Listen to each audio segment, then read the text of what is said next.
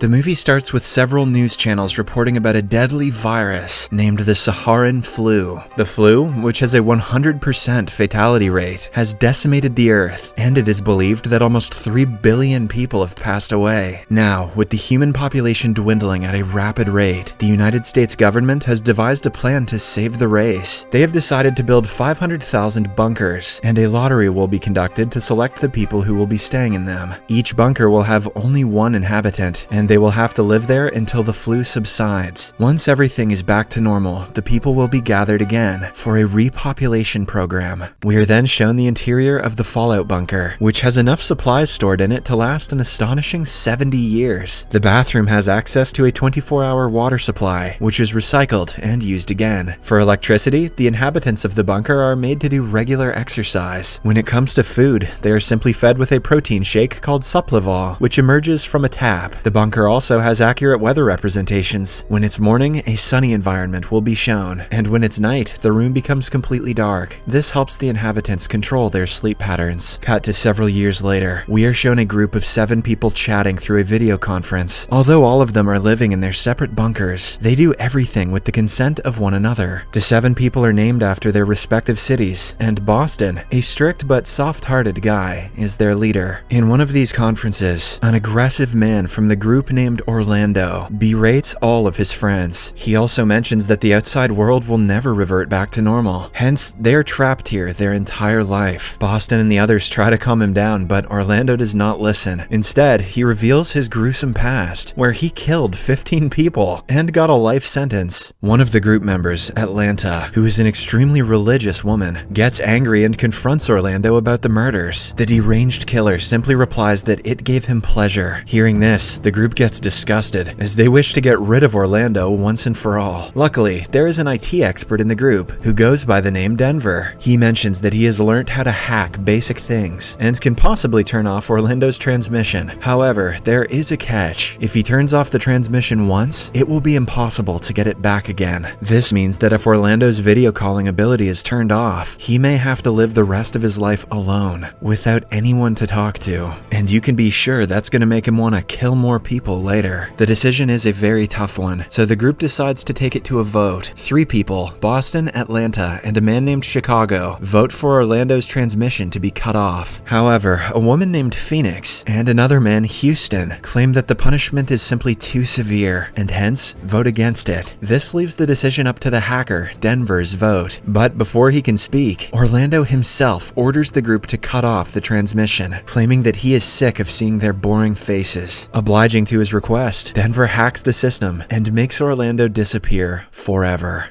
That night, a sleepless Phoenix wakes up and talks to Denver. They discuss the earlier incident, and Phoenix mentions that what they did was wrong. However, Denver consoles her by saying that it was the best thing to do. Here, it is revealed that the two are in a relationship. Following this, the movie fast forwards to 8 months in the future. Despite losing one member, the group has adjusted well to the situation. However, due to an anomaly in the system, Houston's weather lights start changing abruptly. Because of this, he hasn't been able to sleep for some days. After a while, the group starts their usual meeting, and everyone reports their findings. It turns out that all the members are assigned with a particular task, like Atlanta has to keep track of her group's health, while Denver is responsible for notifying everyone about the outside world's status. This is possible due to the additional computers in the bunker, which shows various statistics, like the amount of people remaining in the world, the heartbeats of all the group members, and so on. While everyone is busy with their tasks, Chicago, who is the least productive member of the group, gets bored. He tells everyone that everything is futile, as they are never going to see the outside world again. Boston tries to scold him, but Chicago presses a button on the computer, forcing the bunker's manual to pop up on everyone's screen. Since the video cannot be skipped, everyone is forced to watch it. This would be a great time for some Rick Astley. In the video, the bunker's creator, Nadine, starts explaining the various amenities inside the bunker, and reveals that it is 30 feet below the surface. After this, she mentions that all 500,000 people people are divided into groups, and one such group consists of 7 people. Their only job is to help each other survive until the virus is eradicated from the Earth. The video ends as Nadine narrates that there is still hope left on this Earth for humanity. Some days later, as the group is discussing in one of their regular conferences, their data computers suddenly shut down, though Boston thinks it's just a temporary defect. The others fear that their bunker is starting to disintegrate. The strange thing is that the computers are down in all 6 of their bunkers, despite them being thousands of miles away from each other. Later, Phoenix privately calls her boyfriend, Denver, and tells him that the system might have been compromised because of a loophole. The loophole started when they hacked into the system and shut down Orlando's video transmission. Phoenix then pleads with Denver to hack into the system again and bring back Orlando, as it might be the only way to restore their data computers back. However, Denver mentions that bringing back the transmission is not possible, so it's not worth trying. Hearing this, Phoenix becomes angry and starts narrating her life story. She reveals that her father died at a young age and she was brought up by her mother. But while growing up, she started doing drugs and even ran away from home several times. One day, when Phoenix didn't find her stash in her room, she suspected that her mother took it. Hence, in a fit of rage, she grabbed a pair of scissors and stabbed her mother to death. She was then incarcerated in a maximum security prison until the virus broke out and she won the lottery to the bunker. After hearing the story, Denver becomes emotional and promises to get Orlando transmission back. One night, he finally succeeds and calls Phoenix to share the good news. Surprisingly, when they watch Orlando's feed, he is nowhere to be found.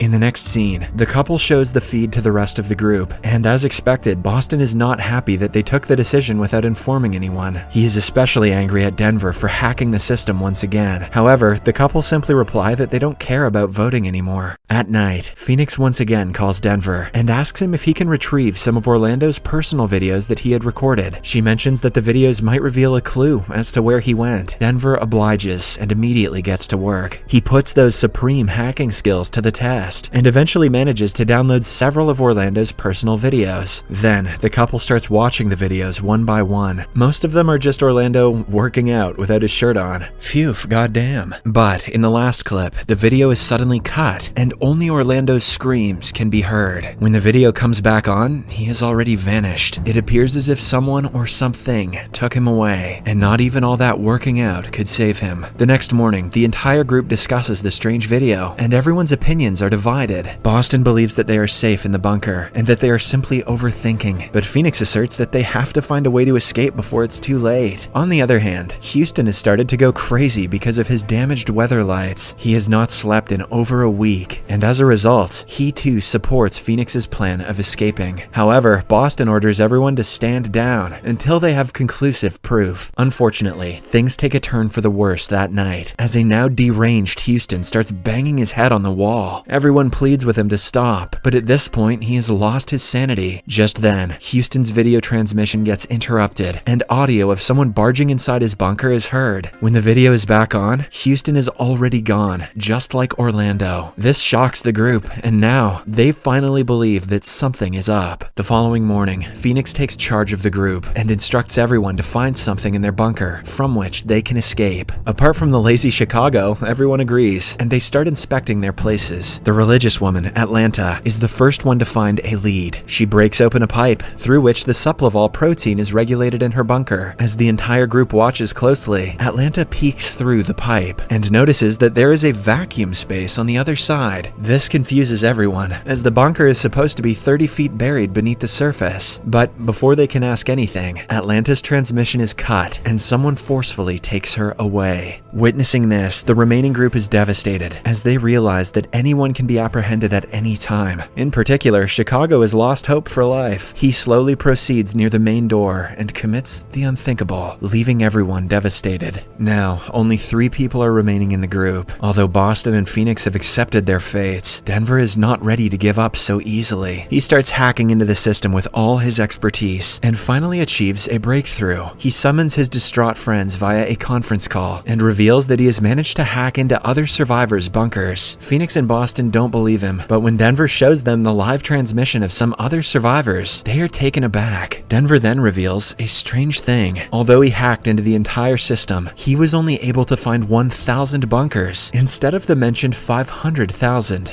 Hearing this, Phoenix realizes that something is wrong. She then proposes to Denver and Boston that they attempt to escape one last time. Boston asserts that there is virtually no way of escaping the bunker, but Phoenix responds that there might be one. She mentions that if they cut the wires inside the bunker, the door might open. The boys think the plan is risky, but Phoenix is now willing to put her life on the line. Hence, seeing her determination, the boys agree to the plan. But before they can begin, Denver promises to Phoenix that he will travel across the country on foot if that is the only way to get to her. Following this, all three of them begin cutting the wires. As soon as they succeed, an alarm starts ringing, and the door finally opens. The first one to venture out is Phoenix. Surprisingly, the door leads to a normal-looking apartment with a large hallway in it. Phoenix had always imagined that she was inside a bunker, but the truth was far from it. And before she can decipher anything, Denver comes out of the next door, implying that they were living in the same building for the past 6 years. As the two embrace one another in joy and confusion, Boston also emerges from another door. In the next scene, the three begin investigating the strange apartment until they reach the terrace. After 6 long years, they have finally experienced the sunlight. Meanwhile, Phoenix climbs a staircase to get a better overview of the city. Surprisingly, everything seems to be running as usual. People are walking on the streets, and the traffic is crowded. A while later, Phoenix approaches her friends to share the news, but they appear to be hiding from someone. It turns out that 2 people, who look like policemen, are searching for the trio. As there is no way to escape from the terrace, Boston decides to create a diversion so that his friends can flee. The plan works, and the couple climb downstairs until they reach an office. Suddenly, the creator of the bunker, Nadine, arrives with a gun and threatens Denver to stand back. She also warns Phoenix to stay away from him, claiming that he is a dangerous person. Confused, Phoenix inquires about what's happening, and Nadine finally reveals everything. It turns out that the bunkers are specialized prisons, and all the people inside of them are prisoners. Criminals like Phoenix never got out of prison. They were simply transferred to the bunkers, as Nadine wanted to give them hope and a new purpose in life. Moreover, the Saharan flu never existed, and the news reports on TV were simply fabricated for the prisoners. Denver's speculation also comes true when Nadine mentions that only 1,000 prisoners are jailed in the bunkers. Then, Phoenix asks why the prisoners are being forced out of their bunkers, indicated by the several recent disappearances. Nadine explains that when Orlando was kicked out of the group, his video was somehow leaked to the public, and it caused a public outrage. They believed that such prisoners were given too much freedom and luxury in the bunker, and as a result, the government is ordered to shut down the project. Hence, they're pulling everyone out to make some changes in the bunkers, and putting them back in until they can find a space in the prison system for them. For the time being, their bunkers will be modified in such a way that the prisoners will have less freedom, and their lives will become more uncomfortable. Expectedly, the revelation shocks the couple, but Phoenix is still curious about one thing. She asks Nadine why Denver was incarcerated, and the latter reveals that he stalked 15 women online and murdered them brutally. Hearing this, Phoenix is devastated, as she realizes that Denver was just pretending to love her all this time. But Denver didn't think he was ever getting out, so that twist is dumb. Soon, the police officers from before arrive in the room and knock the two out. In the last scene, Phoenix and Denver are taken to the same hallway, where they come across the entire group except for Chicago. Orlando is also there, but when he tries to escape, he is shot and killed. The movie ends as the remaining 5 survivors are sent back to their respective bunkers, which have now been transformed into a grim,